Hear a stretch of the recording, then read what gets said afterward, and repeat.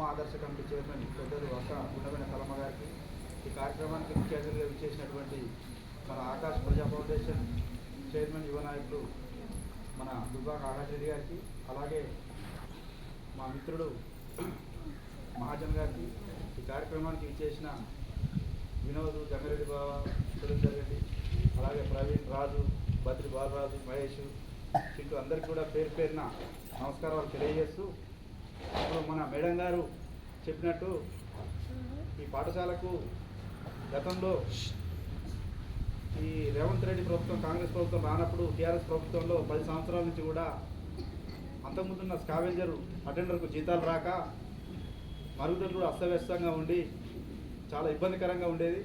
అప్పటికి కూడా మేము ఈ గతంలో మీ పాఠశాల ప్రధానోపాధ్యాయులు, సహోపాధ్యాయులు అందరూ కలిసి మా దృష్టికి తీసుకొస్తే మేము మా సొంతంగా ఒక వాలంటీర్ని పెట్టి నడిపించినాం. మాకు క్షేత్రయంత్రాలు చేసిన తర్వాత కూడా మాకు కొంచెం ఆర్థికంగా వెసులుబాటు కానప్పుడు ఇక్కడ పక్కన ఎన్ఆర్ఐ మన సుర్కంటి ఇంద్రసేన రెడ్డి గారు అంటే తనతో మాట్లాడి 1 సంవత్సరం కాలం పాటు ఇంకొక వాలంటీర్ని నియమించినాం. ఏదేమైనా ఇప్పుడు వచ్చిన ప్రజాప్రభుత్వంలో, ప్రజాపాలనలో రేవంత్ రెడ్డి గారి ఆధ్వర్యంలో వచ్చిన కాంగ్రెస్ ప్రభుత్వంలో ప్రతి గ్రామంలో ఉన్న అమ్మ ఆదర్శ పాఠశాలగా కేటాయిస్తూ దానికి ఒక చైర్మన్ నియమిస్తూ దానికి ఫండ్ రిలీజ్ చేసి గతంలో ఉన్న మాదిరి కంటే ఇప్పుడు మనకు చూడముచ్చటగా అక్కడ మీకు వాష్రూమ్ రూమ్లు అయితేనేది, అదనపు తరగతి అయితేంది. గతంలో ఈ తరగతి గది కూడా రూల్ బౌండ్ స్కీమ్ కింద స్లాబ్ లెవెల్కి వచ్చి ఆగిపోయింది.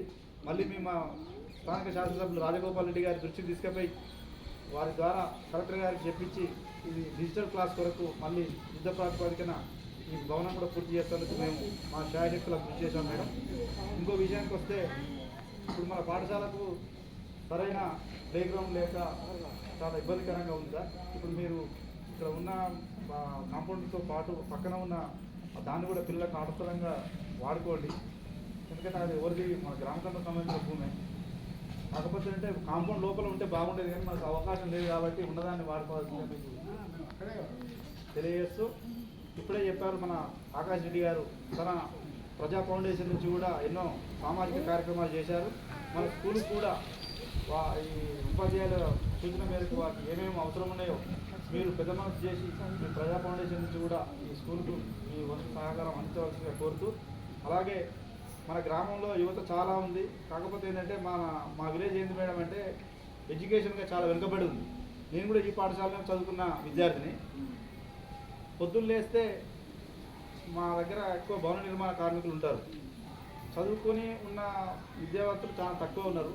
ఇప్పుడు నేను ఈ పాఠశాల చదువుకున్న పూర్వ విద్యార్థిగా నేను మీకు రిక్వెస్ట్ చేసేది ఏంటంటే ప్రైవేటు పాఠశాల నుంచి వచ్చిన విద్యార్థులకు కూడా మన దగ్గర మీరు పాఠాలు బోధించినందుకు ధన్యవాదాలు.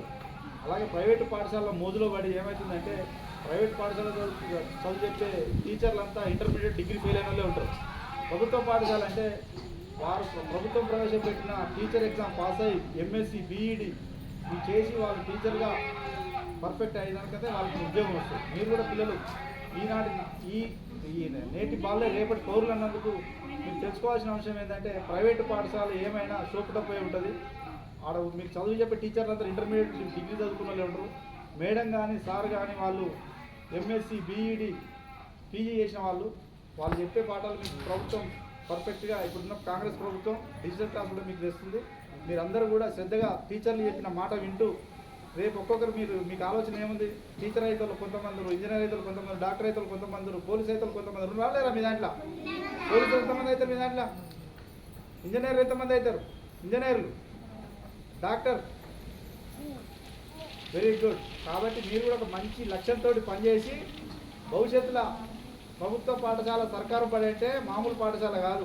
సర్కారు బడిలో చదివిన వాళ్ళే ఇవ్వాలా. అబ్దుల్ కలాం కూడా సర్కారు బడిలో చదువుకున్న ఆయనే.